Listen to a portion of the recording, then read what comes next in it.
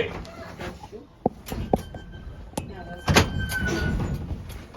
Yeah. Yeah. All your friends there? It's 3 o'clock, isn't it? Yep.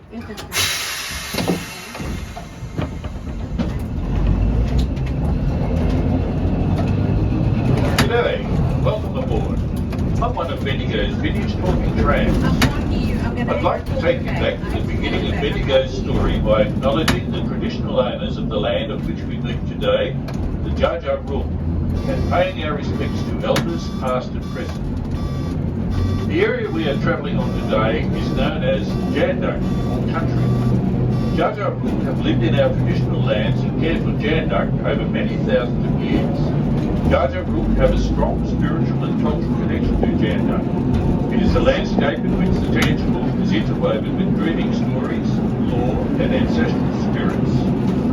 Taylor may be limited by the many iron bark and eucalyptus trees that thrived here. In the late 1830s, sheep raised. The overseer of the southern area was Tom Myers. Tom was a dab hand with his fists and an admirer of the renowned British bare-knuckled boxer William the Bendigo Thompson, who was nicknamed Bendigo. In 1841, Tom named the Bendigo Creek in his honour, and the name stuck. Gold was discovered along the Bendigo Creek in September 1851 by Margaret Kennedy and Julia Farrell, whose husbands worked on the sheep run. News spread quickly, and within 6 months, over 20,000 diggers had descended upon Bendigo, hoping to find their fortune. The government named the new township Sandhurst. But in 1891, a popular vote saw the name Bendigo reinstated. Today, Bendigo boasts a population of over 120,000 people.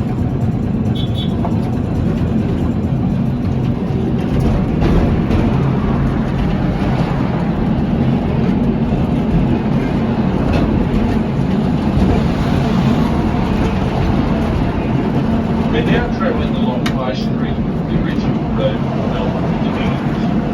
This road was carved out by the marching of diggers' feet and the wheels of their wagons. Bendigo was known as the Golden City. More than 5,500 trenches and shafts were sunk on the Bendigo goldfield, representing the largest concentration of deep shafts anywhere in the world. Over 700,000 kilograms of gold was yielded during the gold rush, which will be worth over $69 million at today's prices. Coming up on our left is the Sacred Heart Cathedral. It is the third largest cathedral in Australia. As we pass by, note the statue at the front of the cathedral. It is of Mary McGowan, Australia's first Catholic saint, and was erected in 2014. Bendigo's Catholic community began building the English Gothic-style cathedral in 1896, but it would take another 81 years for the project to be completed, with stonemasons brought in from England and Italy. The 87-metre-high spire has been part of the Bendigo skyline since 1977. The bronze cross at its apex weighs an incredible 3 tonnes.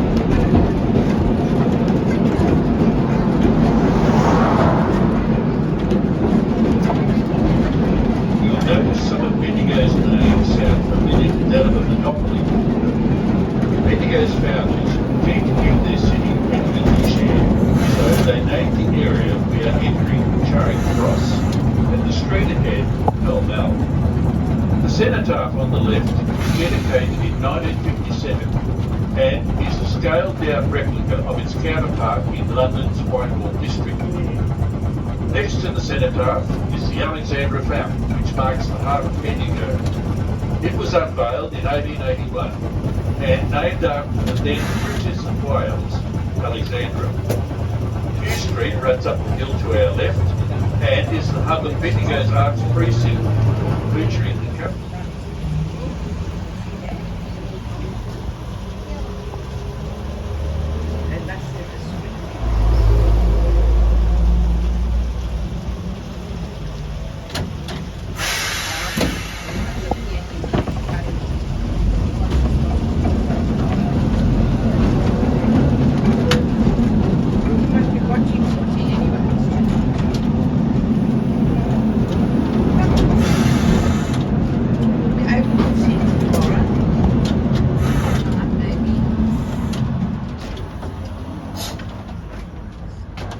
You all want to stay with me, that's good.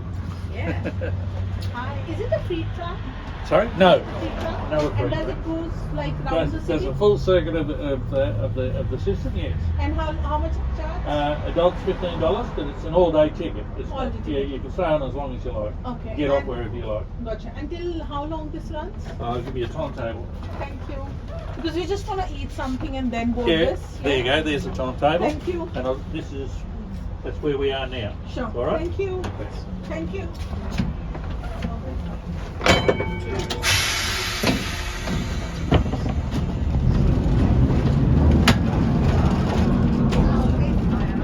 On our left is Rosalind Park, named after Rosalind from Shakespeare's play As You Like It.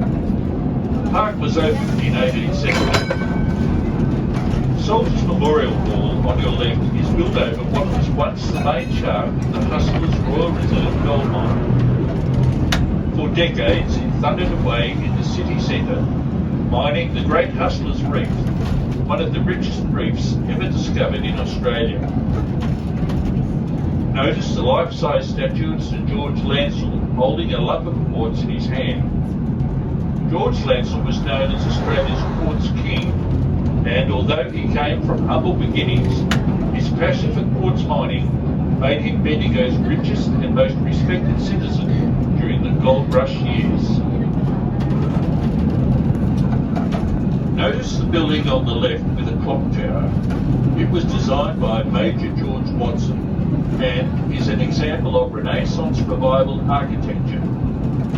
Originally built as the Sandhurst Public Offices in 1887, it became the Bendigo Post Office and Federation Gardens.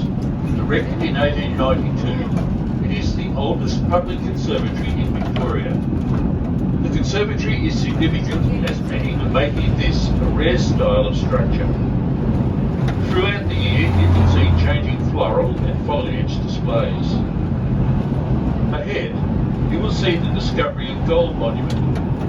This monument was erected in 1901 and depicts Fortuna, the mythical goddess of good luck, dropping a gold nugget into the pan of a Bendigo digger.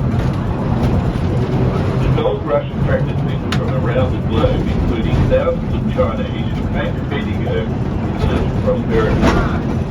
Bendigo's Chinese greeting is called Daigo Land, which translates to Big Gold Mountain, as Bendigo was known as the first Chinese who settled in the region. The proud history of Bendigo's Chinese is displayed to our left in the Golden Dragon Museum, adjacent to Yuan Garden and the Tuanyin Temple. At the museum you can view Bendigo's famous Chinese dragons, Law, the world's oldest, Sunlaw, formerly the world's longest imperial dragon, and Daigumlaw, Bendigo's newest and the world's longest dragon. The Bendigo Chinese Association display is the spectacular highlight, the annual Bendigo Easter Festival, established in 1871. We are now passing St Philip's Church. It is one of the largest wooden churches in the Southern Hemisphere, and with the full courtyard you will notice the gravestone of its founder, Catholic priest Reverend Dr. Henry Bacchus, a German immigrant. Bendigo boasts a number of significant religious sites, including the Great Stupa of Universal Compassion, located in Myers Flat. It is the largest wood carved from gemstone quality jade in the world.